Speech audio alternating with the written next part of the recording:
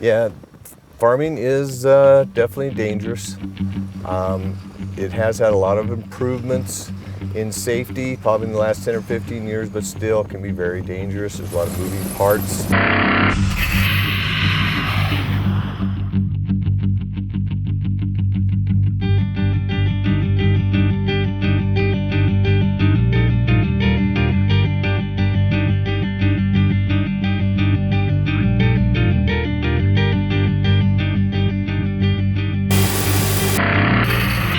Things that typically have happened over the years that are not uncommon are getting caught in the moving parts of, say, a combine. One of my neighbors was caught in the baler for several hours as it slowly chewed through his arm. But he was taking his boots off and everything else and throwing them into the baler, trying to get it to jam so it would stop, but it just powered right through everything he threw in there and chewed it up as well. And he was stuck there for hours as it slowly chewed through his arm. And when it finally chewed through his arm, he got away, put a tourniquet on his arm so he didn't bleed to death, and got to the hospital and did survive.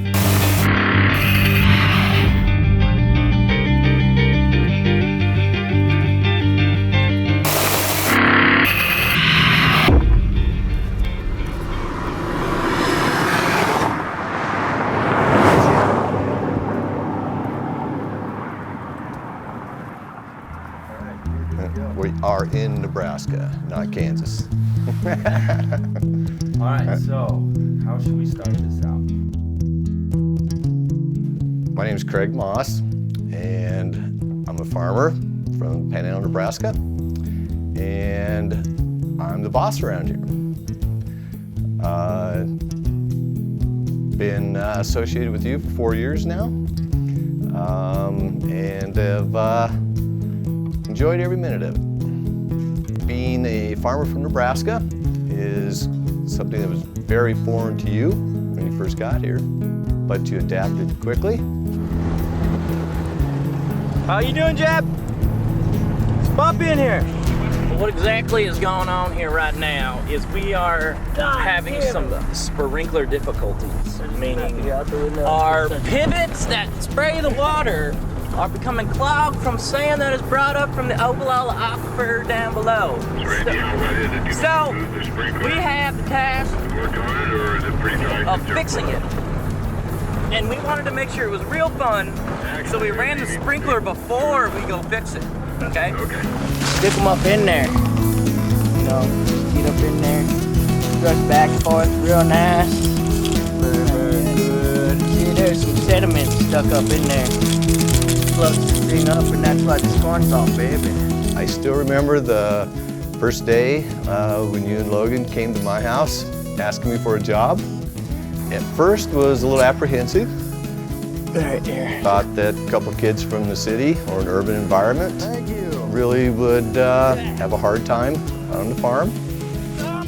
Or that at best you wouldn't like it, but it was quite the opposite. I still remember the first day of work. I took you guys up to the shop to meet all the other employees and the old timers that have been working for me a long time. And you guys walk in with long hair and droopy pants and all that. And I can still remember the looks on some of them guys' face. You know, who are these guys? And you met everybody, and the first day went fine. And I remember the second day, Marv Snell is just ready to get you guys' goat right away, and he's got a whole sack full of suspenders.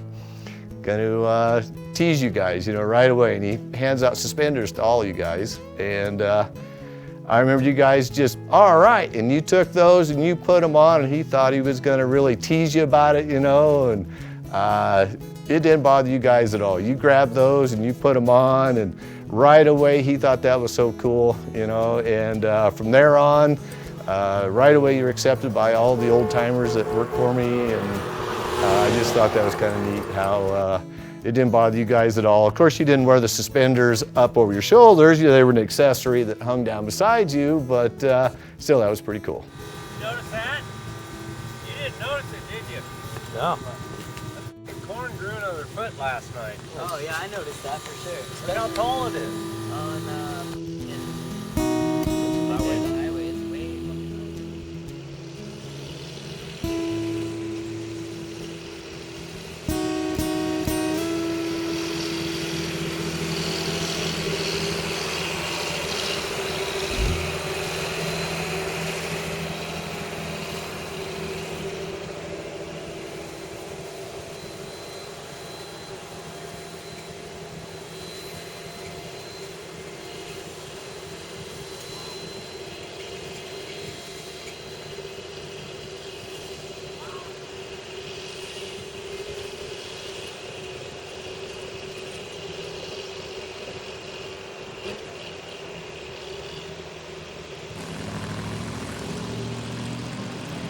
Planting beans around here, basically you cannot start before June 1st.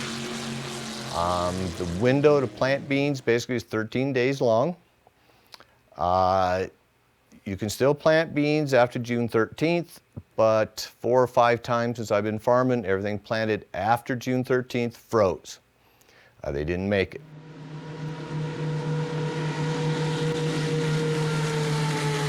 We need to really plant a lot of acres every day. It kind of turns into, as you know, every 4 or 5 rounds, we have to refill the planter. And I like to think of it kind of like a NASCAR pit stop.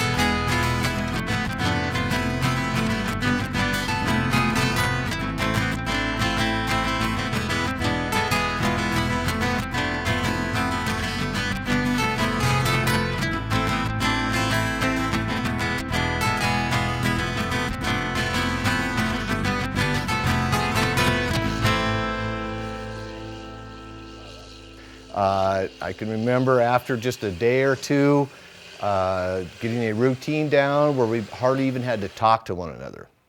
Everybody knew their job, they knew what they had to do, and just get after it. You know, you pull up and things are happening. And everybody kind of figured out until that planter's rolling, you don't hardly even talk to one another because that's wasting time.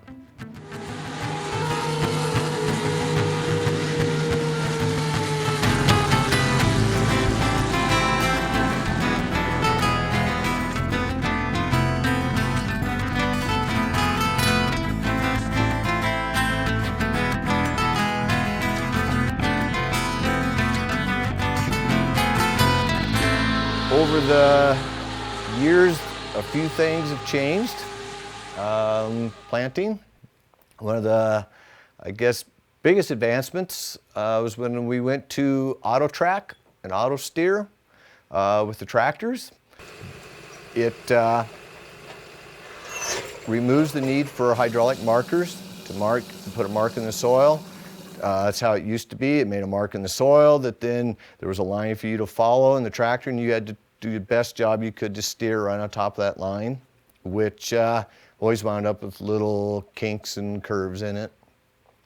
And also, through the rest of the season, you have the data to steer the tractors for the other operations that we do throughout the season.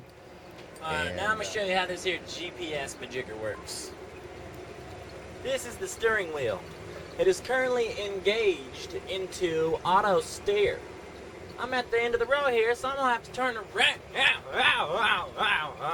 Oh, geez. I am engaged. Notice how it is steering for itself at the current moment.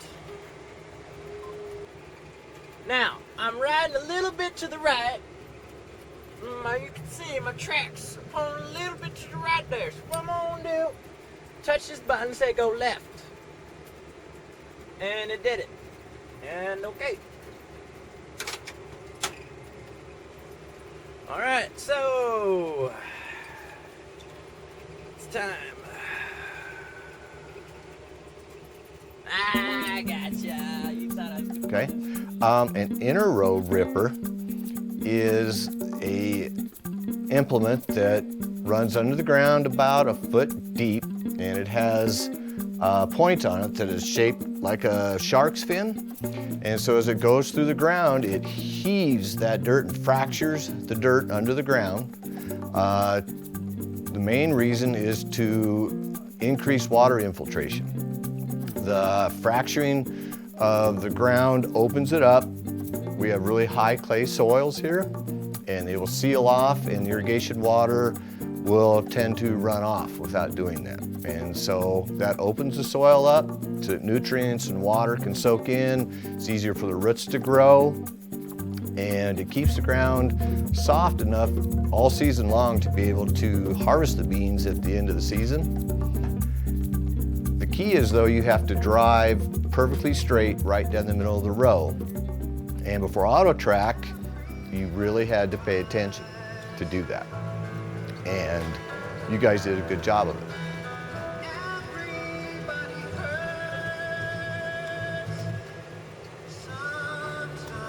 Oh, he's got a phone call. Hey, Logan, you're on the camera. This is the story of a Google. I'm squishing your tractor. I'm squishing your tractor.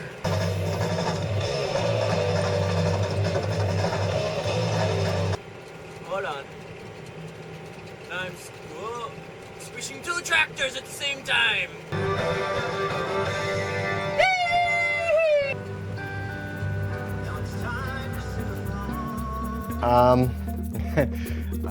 Doing that for hours and hours and hours becomes mesmerizing,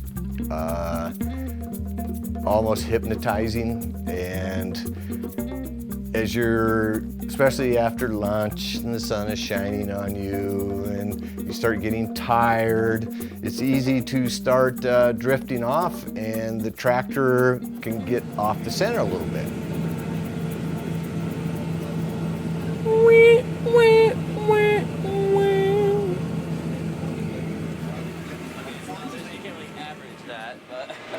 Well, unfortunately, where we live gets more hail than any other place in the world other than a small area in northern India.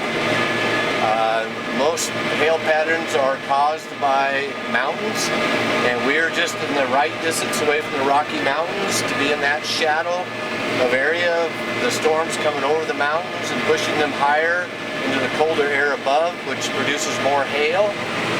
So these beans here were hailed on severely July 3rd and July 4th. Watch it. It's kind of just hit my house now, and it's probably full impact on the farm now. If it never hailed, farming would be easy. No matter how hard I work, no matter how good of decision making or management I have, I can't control the hail. Making the call now, take the rippers out of the ground and head for the grass by the bins. I don't care where you're at in the field, you take the ripper up and you get out as quick as you can. Hailstorms are erratic, horrendous when they happen to you, but usually only a few miles in width. So you get wiped out and somebody 2 miles away, nothing happened to them. That's fine. I mean, it's about ready for the skies to open up. All hell's going to break loose. I mean, it's going to hail so hard, even funny. So be ready at for cover. You better get the hole opened up down below. I mean, it's going to hail hard sometime in the next 2 minutes.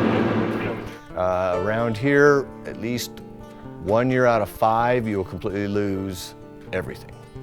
That's just kind of standard around here. 1 year out of 5, which is tough.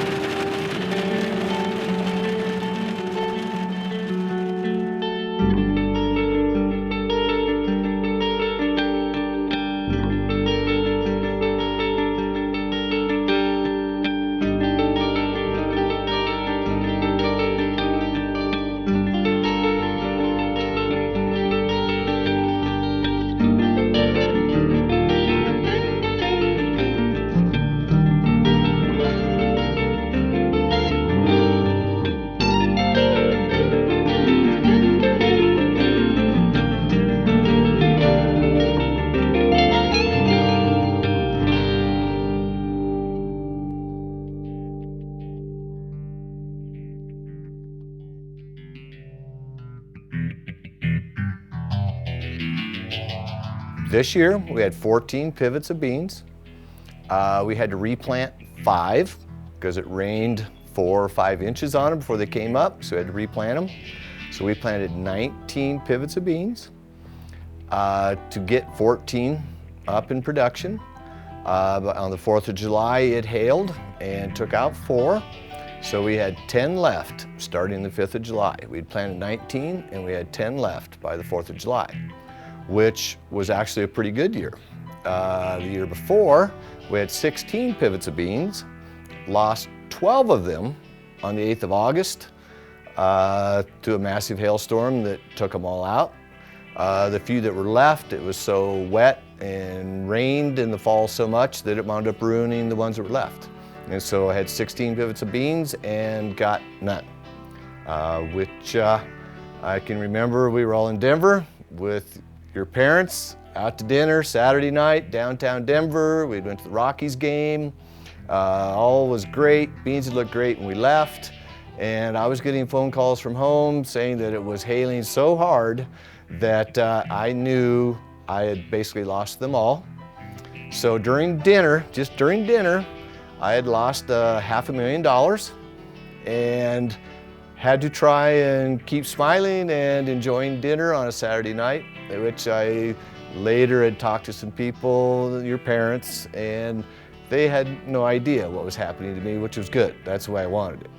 You know, but it's hard to have a dinner and while you're having dinner lose $500,000 and not let it show, but order dessert and coffee and let's go on, you know, and that's a hard thing to do, but something I've had to learn to deal with. Just the occupation that I'm in, that's the way it is.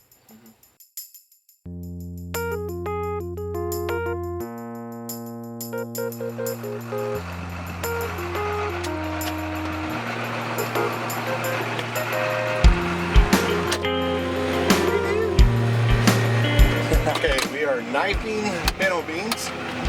We've been growing all season and we're ready to harvest them. So we have knives mounted on the front here. They're running about an inch or inch and a half under the ground. And we go along and it knifes off the roots of the plant and pushes 2 rows into 1. Slides them together so 6 rows become 3 windrows behind us. And then we have to leave them lay there to dry for 5 to 7 days, depending on what the weather's like. And then we can come along and combine them.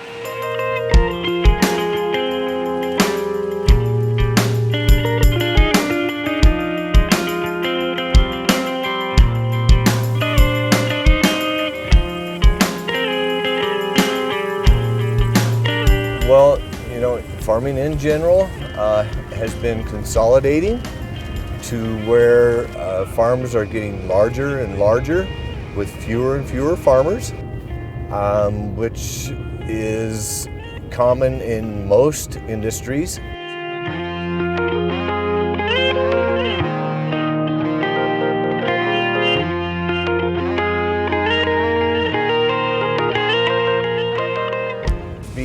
Larger and larger is accelerating as the government is cutting back on subsidizing farms. And so it becomes harder and harder for a small farmer to be a viable business. And so the consolidation is accelerating.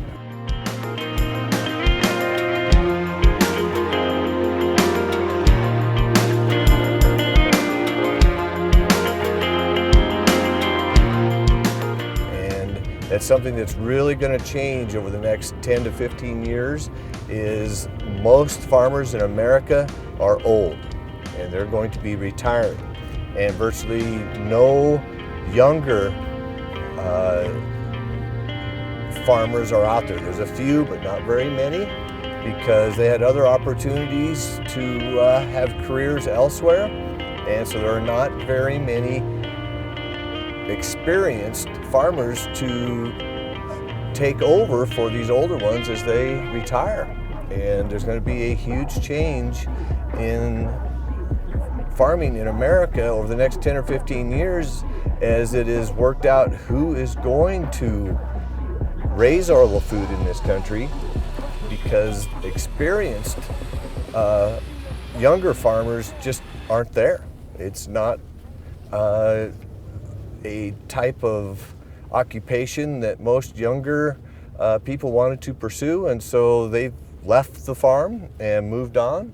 And so now an experienced generation of farmers to take over from the ones that are going to retire just does not exist. Mm-hmm. And so consolidation will have to happen and accelerate just so that there are enough experienced people left that know what they're doing to actually produce food in this country. Okay.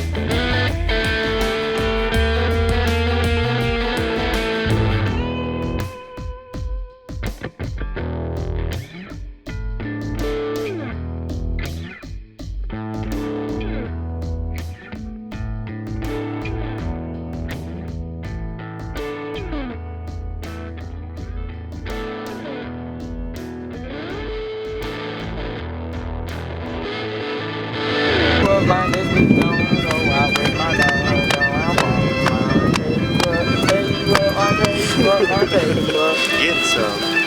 I tell you what, tell you what, bitch, when we're gone home. Well, where are we taking Craig's pickup? Fun day. Well, we can wait.